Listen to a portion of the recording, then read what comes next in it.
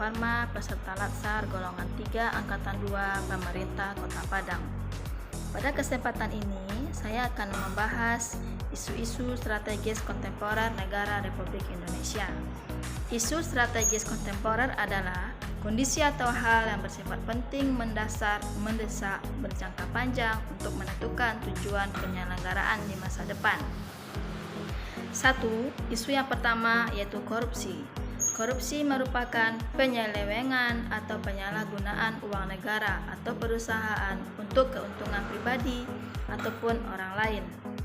Penyebab terjadinya korupsi yang pertama dari faktor individu, terdiri dari sifat tamak, moral yang rendah menghadapi godaan, gaya hidup konsumtif yang ada pada diri seseorang.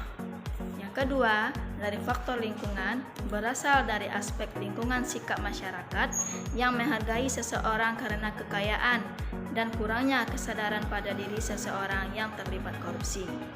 Ketiga, faktor ekonomi di mana pendapatan tidak mencukupi kebutuhan hidup. 2. Narkoba. Pengertian narkoba adalah zat atau obat yang dapat berasal dari tanaman atau bukan tanaman, baik sintesis maupun semi-sintetis, yang dapat menyebabkan penurunan dan perubahan kesadaran. Tindak pidana narkoba adalah kejahatan induk atau kejahatan permulaan, tidak berdiri sendiri. Artinya, kejahatan narkoba biasanya diikuti oleh kejahatan yang lainnya atau mempunyai kejahatan temurun. Biasanya terkait dengan terorisme, pencucian uang, korupsi, gratifikasi, dan kejahatan perbankan. Ancaman dari tindak pidana penyalahgunaan dan peredaran gelap narkotika di Indonesia sudah berada pada tingkat ancaman yang paling tinggi. Yang ketiga, terorisme dan radikalisme.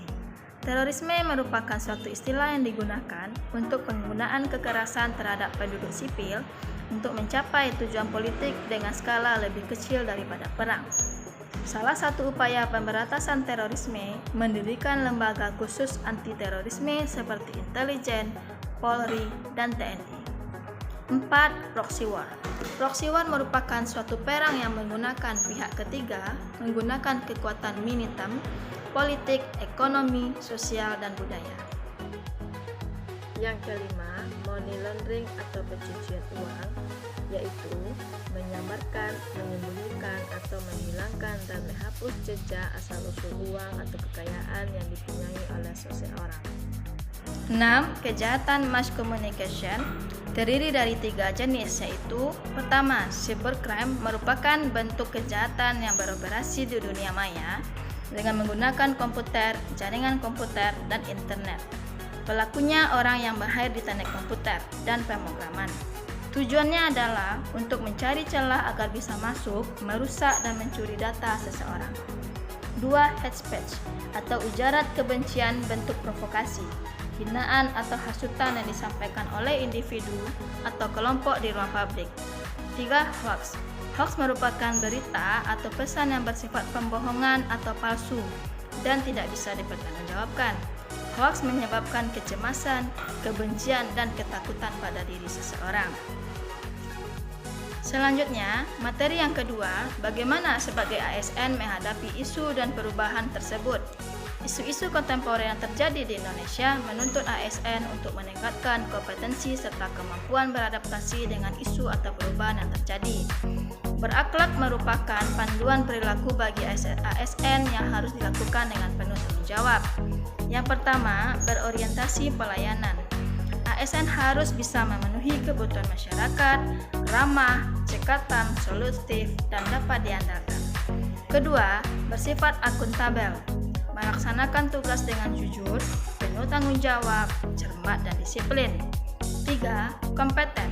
Maknanya meningkatkan kompetensi diri untuk menjawab tantangan yang selalu berubah, melaksanakan tugas dengan kualitas terbaik. 4. Harmonis. Menghargai setiap orang apapun latar belakangnya. 5. Loyal. Memegang teguh ideologi Pancasila, Undang-Undang Dasar 45, dan setia kepada NKRI. 6. Adaptif. Cepat menyesuaikan diri menghadapi perubahan untuk terus berinovasi. 7. Kolaboratif. Memanfaatkan sumber daya untuk tujuan bersama. Selanjutnya, materi yang ketiga, bagaimana teknik menapi isu dengan metode USG. Metode USG, yang pertama, U artinya urgensi, yaitu seberapa mendesak isu tersebut harus dibahas dikaitkan dengan waktu yang tersedia, serta seberapa keras tekanan waktu tersebut untuk memecahkan masalah yang menyebabkan isu tersebut. 2. Seriousness, yaitu seberapa serius isu tersebut perlu dibahas dengan akibat yang timbul dengan penundaan pemecahan masalah yang menimbulkan isu tersebut atau akibat yang menimbulkan masalah lain jika isu tidak dipecahkan. 3. Growth atau tingkat perkembangan masalah, yaitu seberapa besar kemungkinan memburuknya isu tersebut jika tidak ditangani segera. Di sini, saya mempunyai 4 isu yang telah saya ambil di sekolah tempat saya mengajar. Yang pertama, belum optimalnya penggunaan mading sebagai bahan bacaan bagi siswa kelas 4 SD 11 Lolong. Nilai U-nya saya beri 4, nilai S-nya 5, nilai G-nya 5. Total semuanya 14. 2. Isu yang kedua, masih rendahnya motivasi siswa dalam proses pembelajaran. Urgensinya 3, seriousness 3, growth-nya 3, total 9. Isu yang ketiga, kurangnya kesadaran siswa dalam menjaga kebersihan diri. Urgensinya 3, seriousness-nya 3, growth-nya 4, total 10. Isu yang keempat, masih rendahnya motivasi siswa dalam proses pembelajaran. Urgensinya 3, seriousness-nya 3, growth-nya 3, total keseluruhannya 9.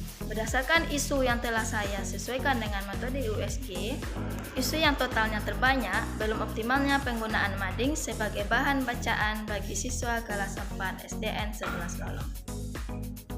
Demikianlah pembahasan saya mengenai analisis isu kontemporer. Sekian dan terima kasih. Mohon maaf apabila ada kesalahan. Assalamualaikum warahmatullahi wabarakatuh.